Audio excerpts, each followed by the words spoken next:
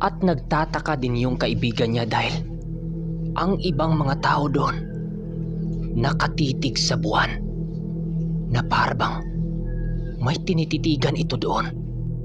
Kaya ang ginawa ni Lolo Udoy, nagkukunwari na lang siya. Hinimas-himas na lang niya ang tandang at pasimpleng kinapa ang taring nasa bulsa niya. Dahil sabi ng kanyang lolo, kapag nakakita ka ng ibang bagay na iba ang pananaw ng isang tao, ginagamitan kayo nito ng tinatawag nilang panlinlang. Kadalasan sa ginagamit nito ay mga mangkukulam at lalong-lalo na ang mga aswang. Madalas umanong ginagamit ito upang linlangin ang kanilang bibiktimahin. Halos masuka-suka silang dalawa sa kanilang mga nakita. At nang pag-angat niya ng ulo niya, nagimbal siya sa mga nasaksihan niya. Ang mga taong nasa paligid nila, yung iba, nagbubungkal ng lupa. Tapos yung iba, panay ang pagtitig sa buwan na para bang ito'y mga aso. Yung iba din, basang-basa ng langis ang katawan. Nakakasulasok ang lansang amoy. At sa gitna ng baryo, meron silang nasisipat doong mga taong may dala-dalang sulo habang pinapaikutan ng paglalakad ang isang lalaking nakatali. Alam nila Lolo Udoy ang sitwasyon ng kasama niya.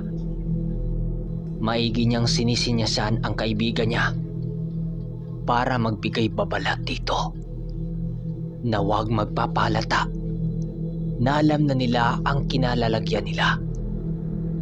Nag-iisip si Lolo Udoy kung paano makaalis sa lugar na yon. Nais nilang tumakbo pabalik sa daang dinadaanan nila, ang kaso lang biglang nawala ang daang kanilang dinaanan at napalitan ito ng mayayabong na puno. At pagtitig nila sa lalaking nag-aya sa kanila, nakagapos na ito sa isang bangko habang umaaktong sumisinya sa kanila na umalis na sa lugar.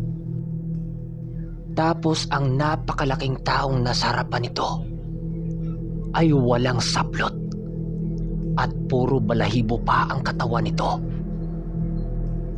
Nakangangalang ang bunganga nito at nagbabaga ang mga mata na nakatitig sa kanya habang hiningal-hingal at umaangil. Tumatayo pa rin si Lolo Udoy at lumapit sa lalaking nag-aya sa kanya. Kahit takot na takot siya sa kung anuman ang kanilang nasisilayan, umarte pa rin siyang na para bang normal pa rin ang lahat. At nagwika siya ng, Manong, may kulungan ho ba kayo ng mga manok dito? Nais ko sanang itago itong panabong ko eh. Dahil gabi na. Baka mamaya kasi kakainin pa ito ng mga babangis na hayop.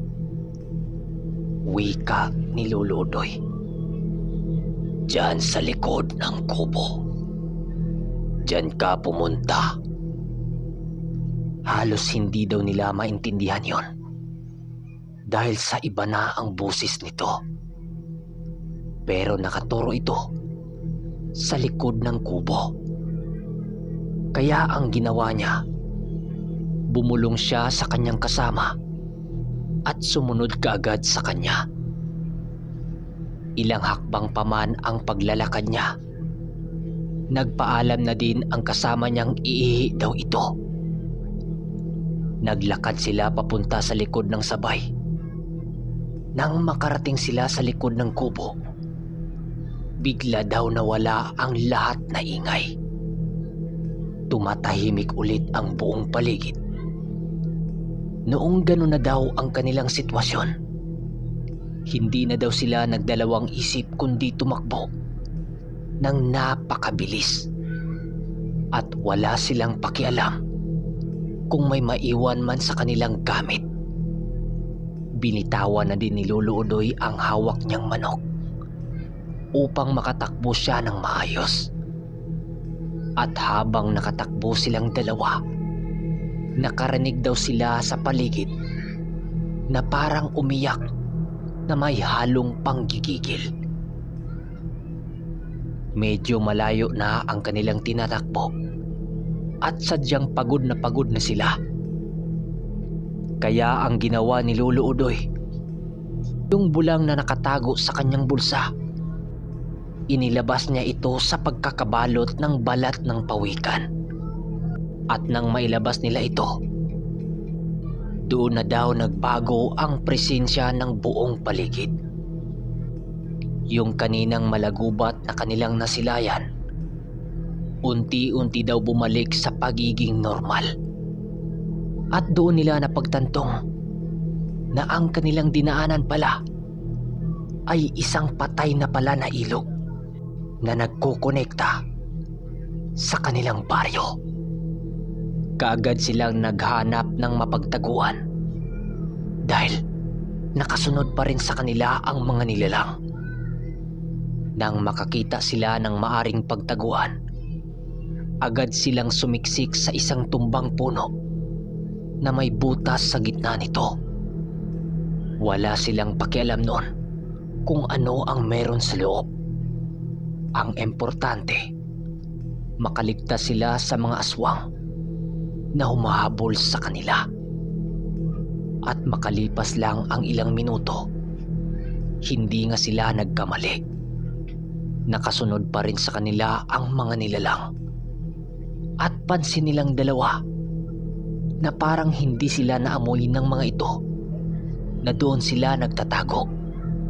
Yung buong paligid daw halos napuno na ng pag-aangil.